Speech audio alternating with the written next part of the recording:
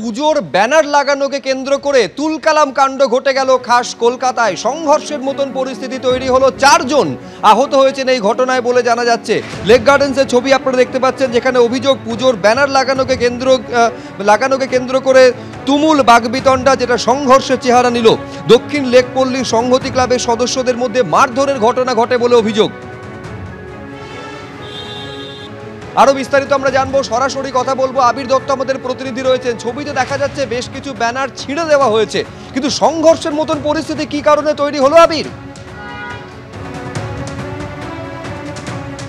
দেখো, তোমায় জানাই 4 জন ইতিমধ্যে আহত হয়েছেন এবং এমনটাই জানাচ্ছেন যে দক্ষিণ লেকপল্লী সংহতি ক্লাবের সদস্যরা, এবং তাদের যেটা বক্তব্য, যেখানে আমরা দাঁড়িয়ে আছি ঠিক এই যে লেক গার্ডেন্স অঞ্চল, সেখানে তাদের তরফ থেকে এই বাঁশের কাঠামো, যেটা অন্যান্য কলকাতার বিভিন্ন রাস্তায় আমরা দেখি, নির্দিষ্ট পুজো কমিটির তরফ থেকে এরকম লাগানো হয় এবং তারপরে সেখানে বিভিন্ন ধরনের ব্যানার, তাদের নিজস্ব ব্যানার এবং বিজ্ঞাপনের ব্যানার সেখানে থাকে। এই যে বিজ্ঞাপনের ব্যানারের জন্য যে কাঠের কাঠামোগুলো, সেগুলো তাদের তরফ থেকে লাগানো হয়েছিল, তাদের ব্যানার ছিল, সেগুলো ছিঁড়ে ফেলা হয়েছে। অভিযোগ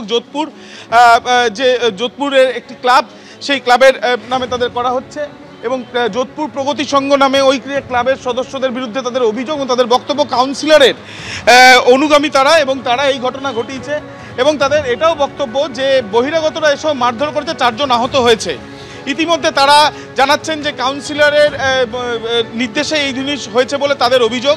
অন্যদিকে যাদের বিরুদ্ধে অভিযোগ, সেই যোধপুর প্রগতি সংঘ, তাদের ক্লাবের যারা সদস্যরা, তারা বলছেন যে তাদের ব্যানার কিছু আগে থেকে লাগানো ছিল এবং তাদের বক্তব্য যে তাদের তরফ থেকে এরকম ঘটনা ঘটানো হয়নি, উল্টে তাদের ব্যানার তারা লাগাতে পারছেন না। দুপক্ষের মধ্যে যে একটা যে সমস্যার জায়গা তৈরি হয়েছে, সেই বিষয়টা কিন্তু সামনে আসে। আমরা কথা বলেছিলাম স্থানীয় কাউন্সিলরের সঙ্গে, তিনি যেটা জানাচ্ছেন যে এই বিষয়ে কিন্তু দুটো ক্লাবের মধ্যে সমস্যা, তিনি কোনো না কোনোভাবেই কাউকেই কোনো কিছুতে বাধা দেননি, এমনটাই তার বক্তব্য।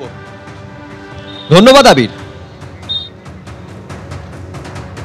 শুনলাম যে আমাদের লাগানো হোর্ডিং ওরা খুলে ফেলছে, তখন আমরা এসছি, আসাতে ওরা আমাদের ওপর ঝাঁপিয়ে পড়ে। 4-5 জনকে প্রচণ্ডভাবে ঘুষি, লাথি, চর থাপ্পড় আমাদের মারতে।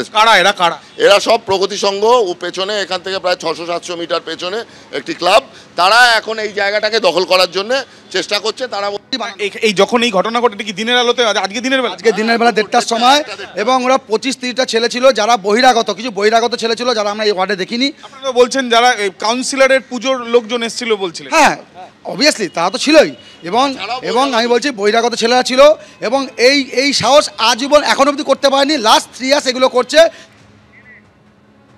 নির্বিঘ্নে মিটল এসএসসির 9-10-এর পরীক্ষা। এবারই প্রথম যারা পরীক্ষার্থী, যারা চাকরি প্রার্থী পরীক্ষা যারা দিলেন, তাদের ওএমআর বা উত্তরপত্রের কার্বন কপি দেওয়া হলো। এসএসসি সূত্রে দাবি, স্বচ্ছতার কারণে এই উত্তরপত্রের কার্বন কপি তাদের হাতে তুলে দেওয়া হয়েছে। এখন সবথেকে বড় প্রশ্ন হলো যে পুরো নিয়োগ প্রক্রিয়াটা শেষ পর্যন্ত কতটা স্বচ্ছতার সঙ্গে সংগঠিত করতে পারে কমিশন, এটাই সবথেকে বড় প্রশ্ন। প্রায় 23,000-এর বেশি শূন্য পদের জন্য 3 লক্ষের বেশি পরীক্ষার্থী আজকে পরীক্ষা দিয়েছেন 9-10-এ। 14 তারিখে 11-12-এর পরীক্ষা রয়েছে।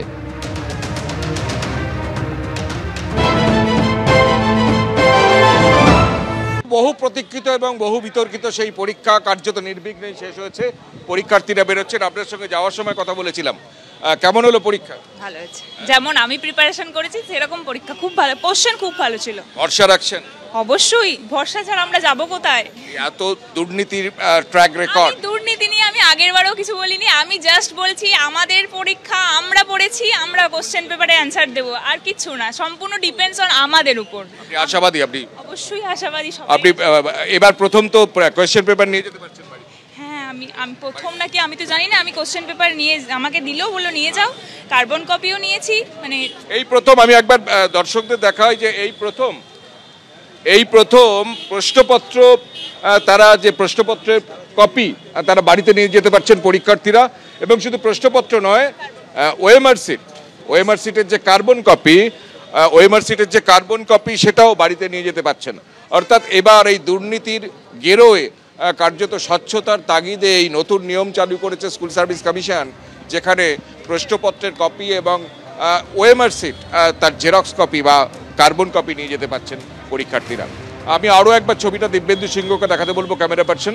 পরীক্ষা দিয়ে এখানে 800 জন পরীক্ষায় বসেছিলেন, মানে পরীক্ষা দেওয়ার কথা ছিল, এবং স্কুল সূত্রে যেটা বা পরীক্ষা কেন্দ্র সূত্রে জানা যাচ্ছে যে 684 জন এখানে পরীক্ষায় লাস্ট অফ অল বসেছেন। আমরা সরাসরি যাব আপনার কাছে। আপনি পরীক্ষা দিলেন, কেমন হলো? হ্যাঁ, ভালো হয়েছে। আমি এবারে ফার্স্ট ক্যান্ডিডেট, প্রথম দিলাম, 9 বছর পরে প্রথম। 9 বছর পর প্রথম। আপনি কি অপেক্ষা করছিলেন পরীক্ষা? হ্যাঁ, অবশ্যই পাস করেছেন আগেই? না, আমি তো ফার্স্ট ফ্রেশার। হ্যাঁ। প্রশ্নপত্র কেমন হয়েছে? ভালো হয়েছে, একটু ঠিক করে পড়লে আশা করি পাওয়া যাবে। আশাবাদী? এই যে ট্র্যাক রেকর্ড, দুর্নীতির জন্যই তো নতুন করে পরীক্ষা হচ্ছে। অবশ্যই আশাবাদী তো আমরা অনেক দিন আগে থেকেই, কিন্তু সেই সময়টা পাচ্ছিলাম না নিজেদেরকে প্রমাণ করার। সেটা একটা সুযোগ পেলাম, এবার দেখা যাক কতটা স্বচ্ছতার সাথে সেটার স্থান হয়। অর্থাৎ প্রমাণ পাচ্ছিলেন না সুযোগ করার। 9 বছর পর পরীক্ষা হচ্ছে, 9 বছর পর পরীক্ষা হচ্ছে। আপনি কেমন অনুভব? ভালোই হয়েছে। আপনি ফ্রেশ ক্যান্ডিডেট? হ্যাঁ। 2016 পরীক্ষা বসেননি? আশাবাদী? এই যে দুর্নীতি, এত শিক্ষামন্ত্রী জেলে, প্রাক্তন শিক্ষামন্ত্রী, পর্ষদ সভাপতি জেলে, স্কুল সার্ভিস কমিশন যার পরীক্ষা নিচ্ছে তার চেয়ারম্যান জেলে, তারপরে এই নতুন করে পরীক্ষা সুপ্রিম কোর্টের নির্দেশে, আপনি এই পরীক্ষার পরে আশা রাখছেন চাকরি পাবেন? দেখুন, আমাদের তো পজিটিভ থাকতেই হবে, যতই নেগেটিভিটি থাকুক আমরা সবসময় পজিটিভ হয়েই করব, তারপর যেটা হবে সেটা দেখাই যাবে। আজকের পরীক্ষার পর কি আশা বুক বাঁধছেন? সেরকম কিছু মনে হচ্ছে না যে আশা বা নিরাশা কিছু, আমরা দিয়েছি, এরপর যা হওয়ার সেটা তো দেখাই যাবে। যা হওয়ার ঠিক হবে বলছেন? আশা করছি দেখা যাবে। পরীক্ষা ঠিকমতো দিয়েও তারা আশা করছেন যে এরপর অন্তত নিষ্কলুষ হবে, কলুষ মুক্ত হবে পরীক্ষা। আরও একবার ছবিটা দেখাতে বলবো। পরীক্ষার্থীরা একে একে বেরোচ্ছেন, তারা পরীক্ষা দিয়ে, এবং তারা এই প্রথম প্রশ্নপত্রের কপি এবং পাশাপাশি ওএমআর সিটের কার্বন কপি তারা বাড়িতে নিয়ে যেতে পারছেন, এই সুযোগ পাচ্ছেন। আমরা সেই ছবি দেখতে পাচ্ছি সরাসরি। প্রচুর পরীক্ষার্থী পরীক্ষা কেন্দ্র থেকে বেরোচ্ছেন। আপনি পরীক্ষা দিলেন, কেমন হলো পরীক্ষা? ভালো হয়েছে পরীক্ষা। আপনি ফ্রেশ ক্যান্ডিডেট? ফ্রেশার, একদম ফ্রেশার।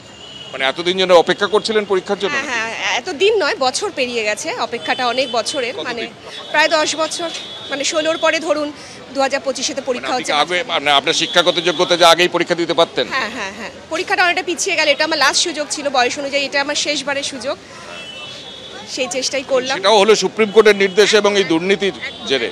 মানে পরীক্ষাটা হচ্ছে, দিতে পারলাম, এটাই আমাদের কাছে অনেকটা ভালো লাগার জায়গা আর কি। ভরসা আছে?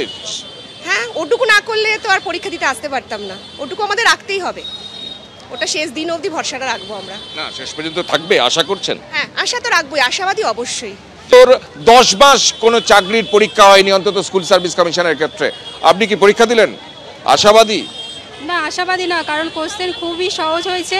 যারা আগে চাকরি করতো তাদের ক্ষেত্রে একটু প্রেফারেন্স হয়ে গেল, কোশ্চেন সহজ, আবার 10 নম্বর এক্সট্রা পাবে, তারা তো বেশি প্রেফারেন্স পেলো। আমরা তো আমরা বেকারই পরীক্ষা দিয়েছি। Fresh candidate? হ্যাঁ, আমি ফ্রেশ ক্যান্ডিডেট। বলছেন যে 10 নম্বর পিছিয়ে থেকে পরীক্ষায় বসলে? না, 10 নম্বর তারা তো এক্সট্রা পাবেই, কিন্তু আমরা যে পরীক্ষা দিয়েছি সে পরীক্ষা প্রচুর সহজ হয়েছে, কোশ্চেন প্রচুর সহজ, তো তাদের ক্ষেত্রে তো ইজি, তারা তো অলরেডি সেই নাম্বারটা পাবে, উল্টে আবার 10 নম্বর তারা পেয়ে যাচ্ছে, কিন্তু আমরা তো সেটা পাবো না, সেক্ষেত্রে আমাদের ক্ষেত্রে সুযোগ খুবই কম।